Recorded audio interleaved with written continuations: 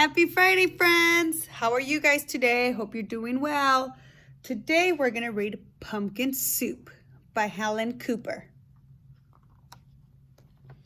Deep in the woods, there was an old white cabin with pumpkins in the garden.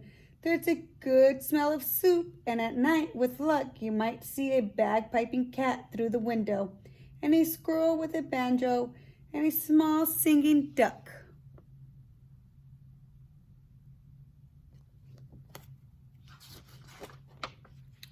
Pumpkin soup, the best you ever tasted. Maybe made by the cat who slices up the pumpkins, made by the squirrel who stirs in the water, made by the duck who scoops up a pipkin of salt and tips it with just enough. Teamwork. They're all working together to make the best pumpkin soup. They slurp their soup and play their songs and then pop off to bed in a quilt stitched together by a cat, embroidered by the squirrel and filled with fine feathers from the duck. And it's peaceful in the old white cabin. Everyone has his own job to do. Everyone is happy, and so it seems. Ooh.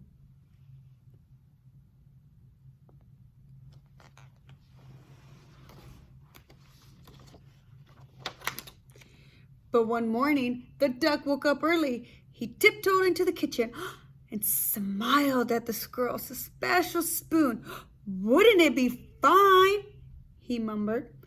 "If I could be the head cook." He drew up a stool, hopped on top, and reached until his beak just touched the tip of the spoon. Zerpunk! Down it clattered. Then the duck trotted back to the bedroom, held up the spoon, and said, "Today is my turn to stir the soup."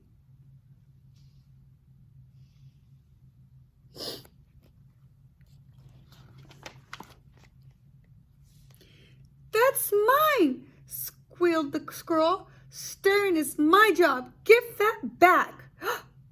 "You're much too small," snapped the cat.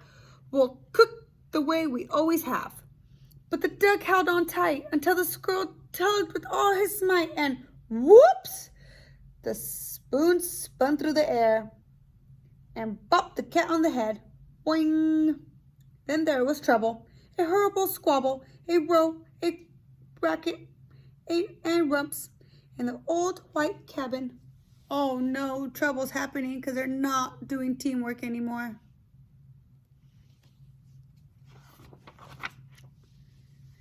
"I am not staying here," wailed the duck.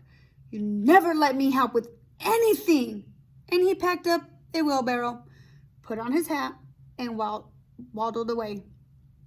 "You'll be back," stormed the cat, "after we've cleaned up."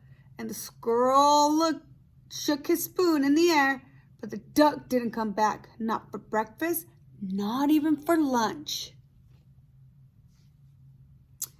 "I'll find him," scoffed the cat. "He'll be hiding outside."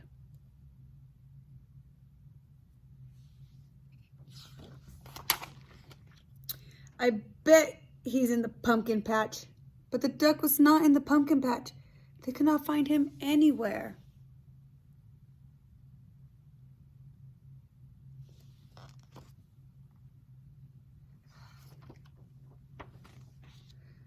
So they waited all that long afternoon.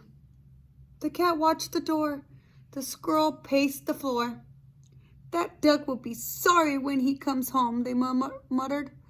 But the duck didn't come home, not even at soup time.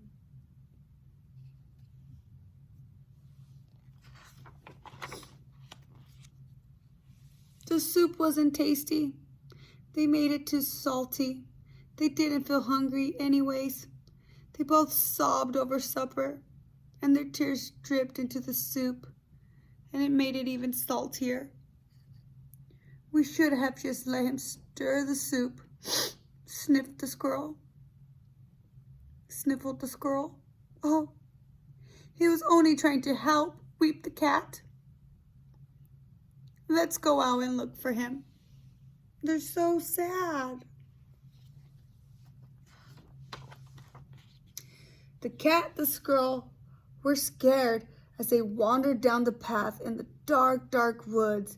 They feared for the duck, all alone with the trees and the foxes and the wolves and the witches and the bears, but they couldn't find him.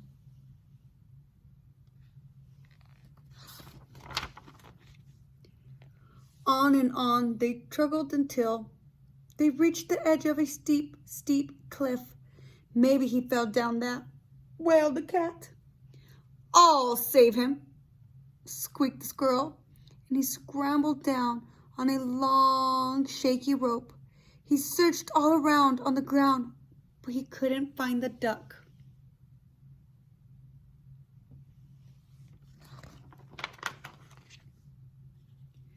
Then the cat whispered in a sad little voice, "Duck might have found some better friends.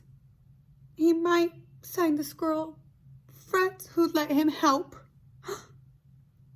And the more they thought about it as they plopped back, the more they were sure they were right.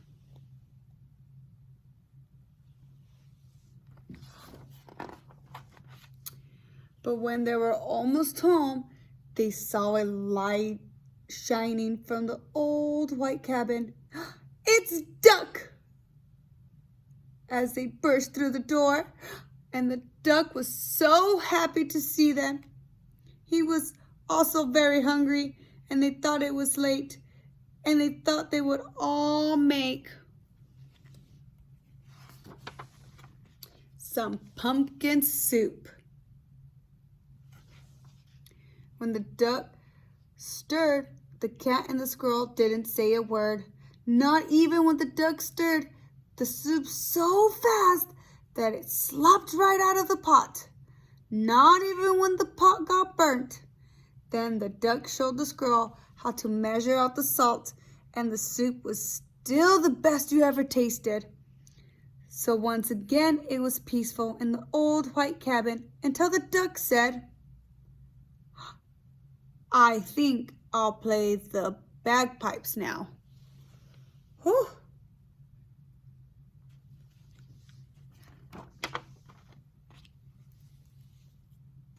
The end.